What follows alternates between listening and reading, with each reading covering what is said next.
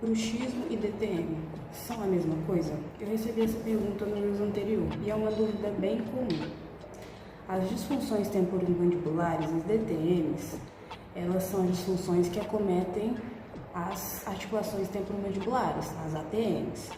O bruxismo, ele implica em uma atividade aumentada dos músculos mastigatórios. Isso pode acontecer com ou sem contato dentário. Nos próximos vídeos eu vou explicar um pouquinho mais sobre os dois. Meu nome é Mariana, eu sou fisioterapeuta, trabalho com DTM durofacial.